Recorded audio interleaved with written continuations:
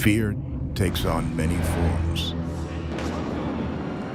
lurking in the abyss, waiting for its moment to strike. Today, a physical embodiment of fear possesses unknown power. And this ring is the lair, a place where its true form comes to life. He's the most efficient hunting machine in all of boxing. In the ring, he does what monsters do, wreak physical havoc on someone else. He's the type of monster that you can't kill. He destroys his opposition. He demolishes them. The power is frightening. The way he sets up his opponent to be finished, there's something nasty that lurks inside that mind. The monster has power. Strength, skill, utter domination. But only one word truly sums it up. This man grew up to be the monster.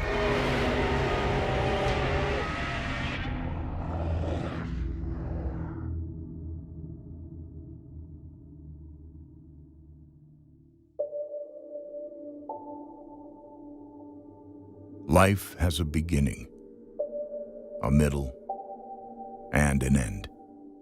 The story begins in Zama, Japan. Zama, Japan is ancient origins. It's been around for centuries and centuries. They even say prehistoric times. But what Zama is probably most famous for, Zama housed the Emperor Showa's imperial army. So through the town of Zama, you have to know that in the water, in the blood, there are warriors. I think Inoue, deep in his veins, he's got that blood that came from the Emperor's imperial army. Because it flows through the streams, you breathe in the air, there's a quiet confidence and there's warriors that come out of that town.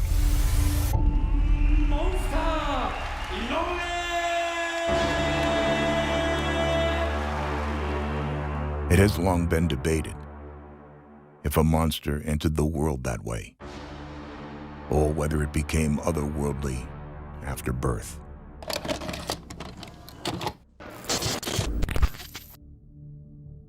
Inoue was born into boxing because his father Shingo was a boxer.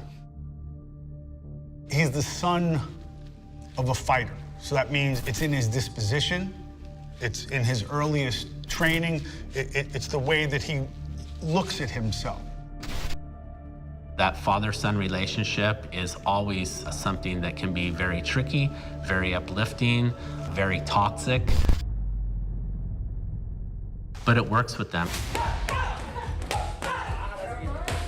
In Japanese culture, you honor your parents. It's probably far less likely for Inoue to separate from his father than, say, an American fighter or a fighter from another culture. He has been pushed to the brink by his father, and because of that, you have seen this incredible attention to detail, and he's brought out the best in his son.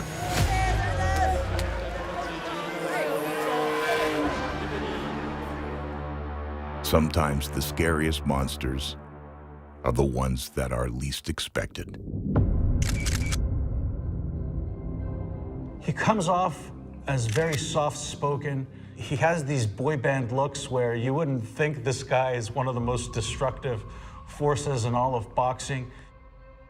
Generally speaking, a Japanese boxer, they're not prone or predisposed to self-promotion.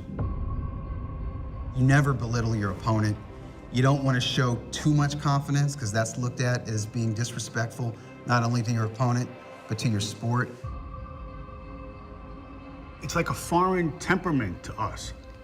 You know, we really want, like, Mike Tyson, I'm gonna eat your children. What we get with Inoue is something we're not familiar with. Okay, you said that about me, you're gonna beat me, okay. All right, see you in the ring, that's it. Just because you the loudest dog don't mean you the baddest dog. I was always afraid of those guys that didn't talk, didn't say too much. He's that guy He don't talk. He don't say anything at all. The Japanese culture is a very humble culture, but do not mistake humble for weak. Do not mistake kindness for the lack of ferocity. This guy is a beast. The thing about monsters is they're inhuman, possessing powers never seen before.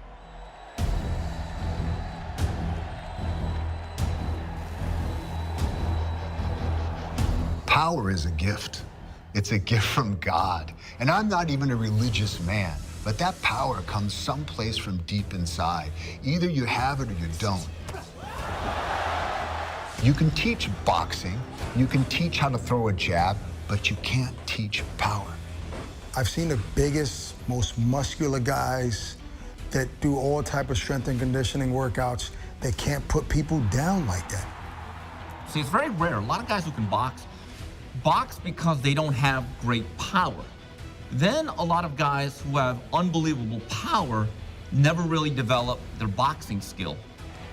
Inoue, he is that rare blend of a sound, solid boxer who has an incredible offensive arsenal. I think the reason why he's so powerful is the technique behind it, his mechanics behind it. And you do it over and over and over in the gym until it's perfected. And now every shot is devastating. To have power in your hands like that, it's relegated to the big guys. When you're that small, you're not supposed to have that much power. He has something in his hand that no one else has, and it's basically a ball.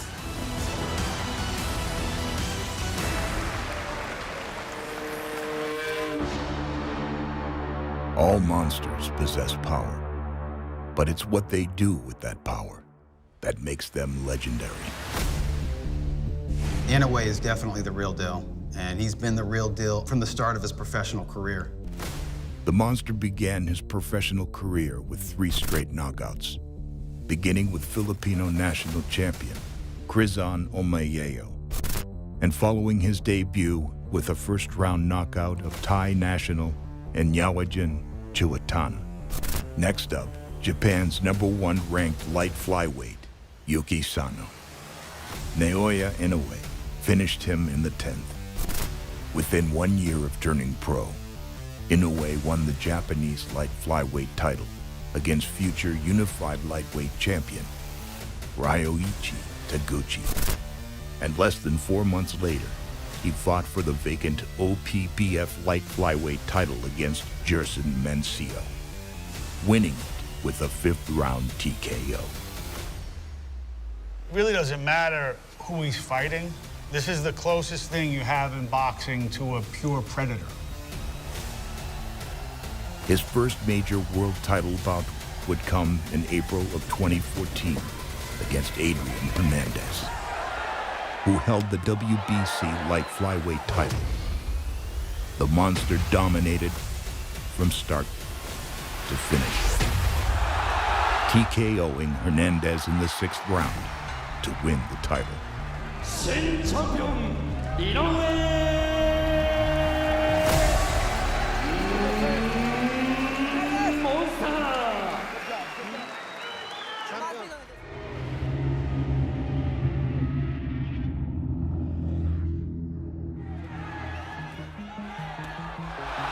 After winning the WBC light flyweight belt against Adrian Hernandez, the monster began his reign of terror, destroying Witawa Vasapia to defend his title, before jumping up weight classes to fight Omar Narvaez for the WBC junior bantamweight title. It took Naoya Inoue just 2 rounds to snatch the title. And then, the monster went on a tear, defending his junior bantamweight title 7 times in a row, including his first fight on American soil. In May of 2018, Inoue jumped up in weight class again to take on longtime champion Jamie McDonald for the WBA bantamweight title. the monster dropped him with a brutal body shot. McDonald rose, only to be met with a barrage of punches that ended the fight in the first round.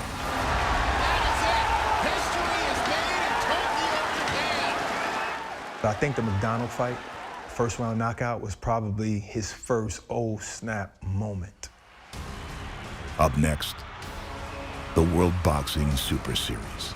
When I realized he was real was probably when he fought Juan Carlos Payano. The guy had never been stopped before. The way he stretched him with that right hand early is when I became a real believer. That fight landed the monster on the cover of Ring magazine for the first time. We were coming to our State of the Game issue where we list the best fighters in different categories. When he stepped up to a third weight class and wins back-to-back bouts by first round knockout, KO of the year, and he'd entered in this World Boxing Super Series. So we knew if he would win that, we're talking about a pound-for-pound ranked fighter, we're talking about a Ring magazine champion. We decided to pull the trigger and put him on the cover. And it was then that we realized, oh, this is the first Japanese fighter to be solo on the cover of Ring magazine. So he made history, and that was a big deal. Next up, a semi-final fight in the World Boxing Series against Emmanuel Rodriguez. He was unbeaten. He was the IBF bantamweight champion. And his team was pretty confident that they were going to burst this guy's bubble. They were disrespectful to Team Inoue. Rodriguez's trainer shoved Inoue's father during a media workout. Inoue didn't show any emotion at that time, or even when he was in the ring, but there did seem to be a little bit extra nastiness on his punches. He demolished Rodriguez, took him out in 2 rounds. We made the decision, you know what, we're gonna put him on the cover again. The fact that Naoya Inoue was on the cover of Ring magazine twice is very meaningful. Being on the cover of Ring magazine means that you've achieved a certain level of recognition in the sport. But I think that he's good enough to be on the cover of general interest magazines. This was called creating a monster because he destroys his opposition. He demolishes them. Boxing elite knew his power. All that remained was one war for the world to take notice. When guys get in the ring with Inoue, they're a bit nervous. The only fighter that entered the ring with some real confidence was Nonito Donaire. Many people believe this would be an early knockout or something that would be kind of a gold watch occasion for Donaire. You show up, you get beat, you get the gold watch. That's your retirement ceremony. But there is that old adage that all great fighters have that one last great performance in them. And Donaire showed his Hall of Fame credentials on that particular night. It is billed as the monster versus the legend. That is exactly what it is. An 8-time 4-division champion on your screen. There was that check left hook from Donaire. Donaire is a 4-division world champion, knows how to box, and he definitely, had Inoue reeling at times. The warning signs for him that if he does overcommit, he will be. It was clear from the onset that he was doing damage. There was blood coming from the nose of Inoue, from the mouth of Inoue. Through them so far. Catches Inoue on the chin, short left hook. He's cut Inoue with that left hook. When Inoue got hit hard in the second round, what people don't know is that from that point on, for the rest of the fight, Inoue was seeing double. And that's the one that cut it, opened immediately. He saw 2 Donaires for the rest of the night. Oh, stiff right hand there from Donaire. He fractured an orbital bone. Oh! He broke his nose. Wow! And he really was in some deep waters in that fight. Just sensing a moment here in round number 9. And he has dragged Naoya Inoue into the deepest waters of his career here. There is, I hate to say it, death before dishonor, that you do not surrender. It takes a lot for the Japanese fighter to pull themselves out. And I don't think quitting or letting himself be pulled out of that fight ever came to the mind of Inoue. Into round number 10, and it's neck and neck. Something awakened within him, and he fought back. But Inoue knows he has to start strongly here.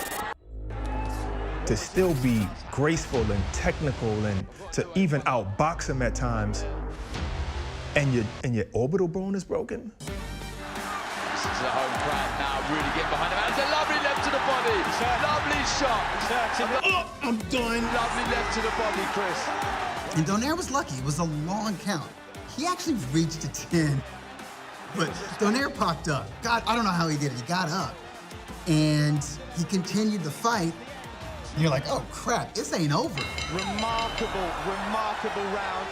And the 12th round was just exhilarating. This is ebbed and flowed from start to finish. Amazing, and hats off to both guys. Fantastic stuff. Well, they go toe to toe to the final bell. Smiles all round. He broke through barriers with that fight because you fought through a broken orbital bone and you were seeing double after round 2, and you kept on and you kept at it and you won. All the hats off, bro. Hats off to you. Naoya Inoue wins the Muhammad Ali Trophy and unifies the WBA Super and IBF Bantamweight.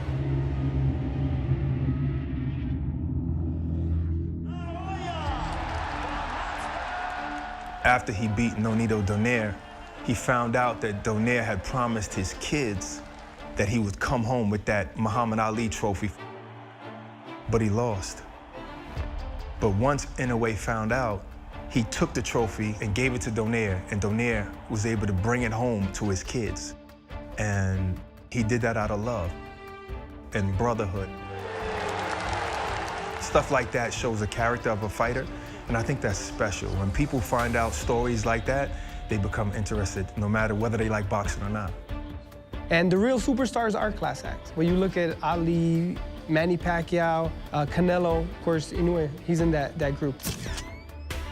And I do believe within a year and a half, maybe 2 years, he becomes a crossover superstar. Not only Japan or Asia, but worldwide. The monster's second fight in the U.S. accelerated that rise. Here with you, the MGM bubble, as Inoue is ready to take on Jason Maloney. I think people were looking forward to the Maloney fight because Inoue had been out of the ring for a long time, and he had to heal from those injuries that he sustained in the Donaire fight. There were those questions. There were questions on whether Inoue would have doubts or if there would be pressure on him returning to America during the pandemic. I know Jason Maloney. I know how good he is. I know how tough he is. And I know how determined he was for this particular fight. He was so confident. He had trained well. Everything for this particular moment had gone his way. He got the fight he wanted. Guess what? Didn't matter at all.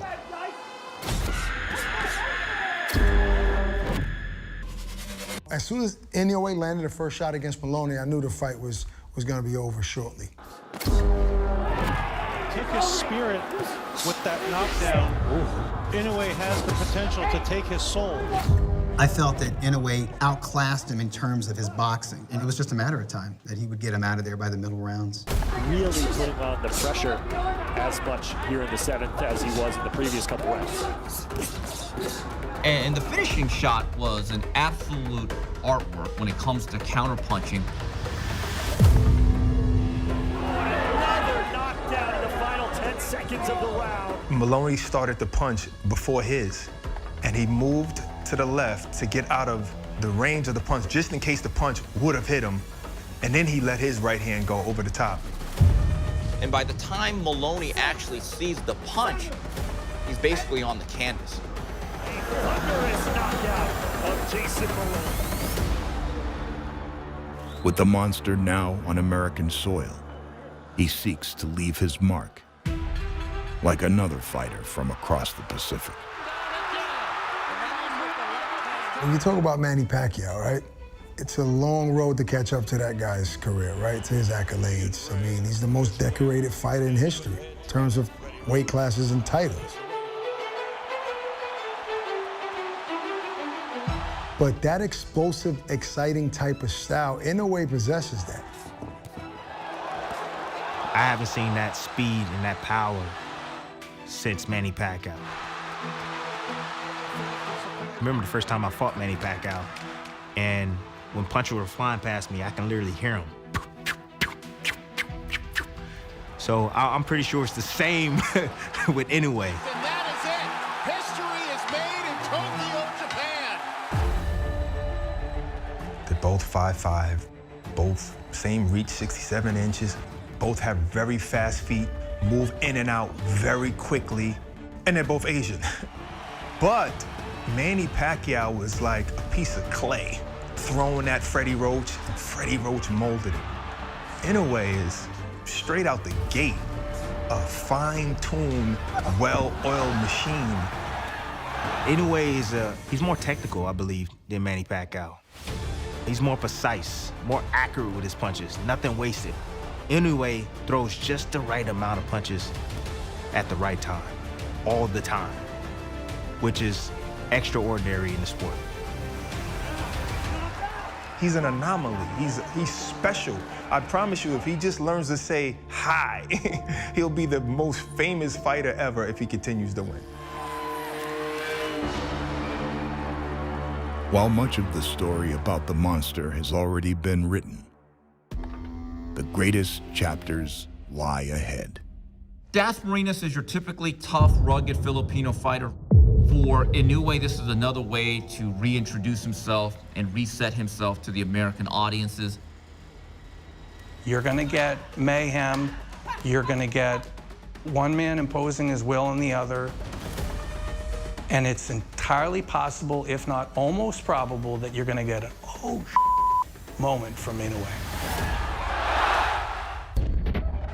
He almost needs that conclusive finish because you have to live up to that when your nickname is the Monster. Paving through an entire path and pulverizing opponents, he's really made a name for himself strictly because of he is a knockout monster. His fighting style is undeniable, and he will continue to gain fans. He will continue to win titles in other divisions. I see nothing but success.